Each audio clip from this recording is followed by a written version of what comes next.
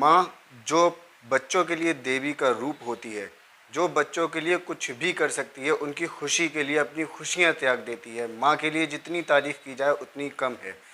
आज हम आपको मिलाने वाले हैं एक ऐसी माँ से जो अपनी खुद की आशिकी के लिए अपने ही बेटे की खून की प्यासी हो जाती है और अपने आशिक के साथ मिलकर एक इतना घिनौना और इतना ख़तरनाक जाल रचती है जिसमें उसका बेटा मौत के घाट उतर जाता है। आज की इस माँ के बारे में हम आपको जो बताने जा रहे हैं उसको सुनकर आपके पैरों से ज़मीन निकल जाएगी। आपकी रूह कांप उठेगी इस घटना के बारे में जानकर कि एक किस तरह से एक माँ अपनी ही आशिकी के लिए अपने बेटे के साथ ऐसा कर सकती है, इस हद तक गुजर सकती है। तो इस घटना की पूरी जानकारी के लिए आप हमारे साथ वीडियो पर बने रहिए और वीडियो को ज़रा सा भी स्किप ना करें।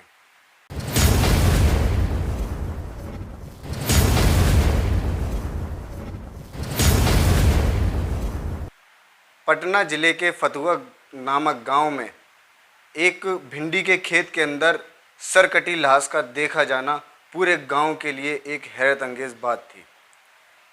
पुलिस के लिए ये चुनौती थी कि वो लाश आखिर है किसकी, उसकी शिनाख्त किस तरह से की जाए। शिनाख्त करने के लिए पुलिस ने अपने ज़मीन आसमान एक कर रखा था, लेकिन शिनाख्त नहीं हो पा रही थी। घटना के 4 दिन बाद पुलिस धर्मेंद्र नामक युवक को सबूतों के आधार पर गिरफ्तार करती है, जो इस घटना की एक अहम कड़ी की तरह था। उसके गिरफ्तारी के बाद, उसकी बयान के बाद उस घटना का हर एक पहलू, हर एक कड़ी इस तरह से जुड़ती चली गई, जिसके बाद इस केस की सारे पन्ने सुलझते चले गए, अलग अलग होते चले गए। धर्मेंद्र ने बताया कि ये लाश जो सरकटी है ये सूरज की है और इसकी हत्या इसी की माँ ने की है। माँ ने ऐसा क्यों किया, किस लिए किया, क्या था पूरा मामला, आइए देखते हैं आगे। धर्मेंद्र के बताए गए निशानों के अनुसार जब पुलिस ने छानबीन शुरू की तो वहाँ बॉडी का सर बरामद हुआ। बॉडी के सर के बरामदी के बाद उसको पोस्टमार्टम के लिए भेज दिया गया और दोबारा पूछताछ के बाद पता चला कि उसमें 4 आरोपी भी शामिल थे।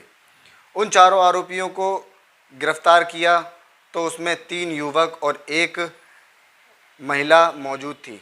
पांचों से पूछताछ करने के बाद इस केस के इतने राज खुले जिसको सुनकर आप हैरान हो जाएंगे।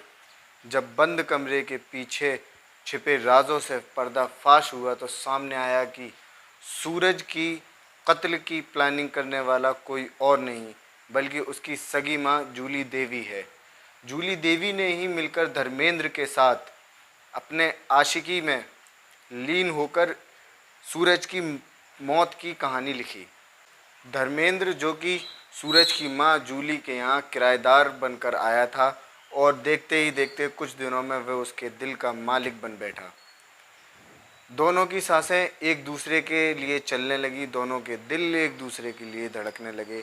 दोनों का प्यार इस कदर परवान चढ़ा कि उन्होंने अपने प्यार को एक बंद कमरे के पीछे ले जाकर सारी हदें पार कर दी। दोनों ही एक दूसरे की बाहों में रहने लगे। दोनों की शामें और रातें एक दूसरे के साथ एक ही बिस्तर में गुजरने लगी। दोनों एक ही छत के नीचे रहते थे, इसलिए पड़ोसियों को किसी बात का शक भी नहीं था। पड़ोसी तो बस यही जानते थे कि धर्मेंद्र जूली का सिर्फ एक किराएदार है। जूली को लगता था कि उसके इस घिनौने सच का पर्दा कभी फाश नहीं होने वाला। ये सारा का सारा खेल उसका एक बंद कमरे से शुरू हुआ था और बंद कमरे में ही ख़त्म हो जाएगा। लेकिन सूरज की रोशनी उसके पाप और उसके गंदे कारनामों पे पड़ने लगी और एक दिन सूरज ने अपनी माँ और उसके आशिक धर्मेंद्र को रंगे हाथों एक बंद कमरे के पीछे अचेत अवस्था में पकड़ लिया। के बाद से वह धर्मेंद्र और जूली के बीच एक दीवार बनकर खड़ा हो गया, उनके प्यार के खिलाफ खड़ा हो गया, जो कि जूली को बिल्कुल भी बर्दाश्त नहीं होता था। इस रिश्ते को लेकर सूरज की माँ का और सूरज का काफ़ी बार झगड़ा हुआ करता था।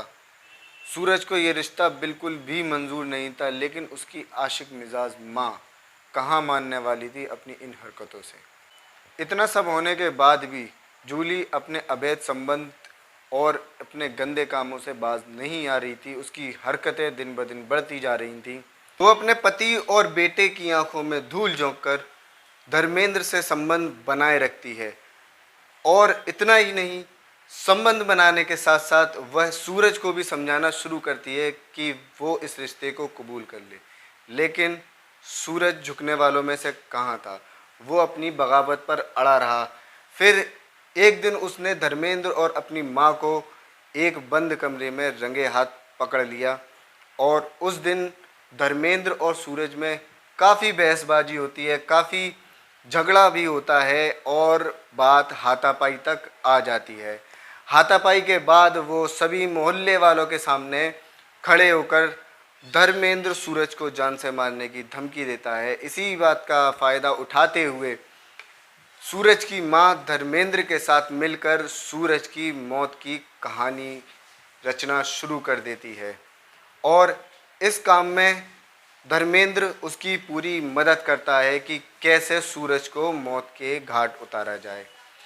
सूरज को मौत के घाट उतारने के लिए धर्मेंद्र ने अपने 3 साथियों को चुना और 3 साथियों के साथ उसने घात लगाना शुरू कर दी। एक दिन सूरज अपने किसी काम से गांव से बाहर जा रहा था, जहां से उसको लौटने में देर हो जाती है। रात के करीब 10 बज रहे थे जब सूरज अपने गांव के लिए वापस आ रहा था। रात ज़्यादा होने की वजह से उसको अपने गांव आने के लिए कोई भी वाहन नहीं मिलता। वह पैदल ही आ रहा होता है कि दीदारगंज चेक पोस्ट के पास धर्मेंद्र और उसके 3 साथी मिलकर सूरज की घात लगाए हुए होते हैं। वह सूरज को जैसे ही अकेले आता हुआ देखते हैं, उस पर हमला कर देते हैं, उसके मुंह पर कपड़ा लपेटकर उसको खेतों में डाल देते हैं। वहाँ वह उसके साथ हाथापाई करते हैं। वह उसको बेहोश कर कर एक ऑटो में डालकर गांव से बहुत दूर विक्रमगंज नामक गांव में लेकर जाते हैं। वहाँ उसके साथ वह मौत का खेल खेलना शुरू कर देते हैं। विक्रमगंज गांव के एक छोटे से खेत के अंदर धर्मेंद्र सूरज के साथ मौत का खेल खेलना शुरू कर देता है। वहाँ पर धर्मेंद्र सूरज को मौत के घाट उतार देता है। इतना ही नहीं, मौत के बाद धर्मेंद्र सूरज की गर्दन को धड़ से अलग कर देता है। वह घटना को एक दुर्घटना दिखाने के लिए उसके शव को ले जाकर रेलवे ट्रैक पर फेंक दिया जाता है। वह उसके सर को अपने ही साथ गांव से 3 किलोमीटर दूर एक खेत में गहरा गड्ढा करके उसमें दबा देता है। सूरज की मां और धर्मेंद्र को लग ही रहा था कि अब उसके रास्ते का कांटा हट चुका है।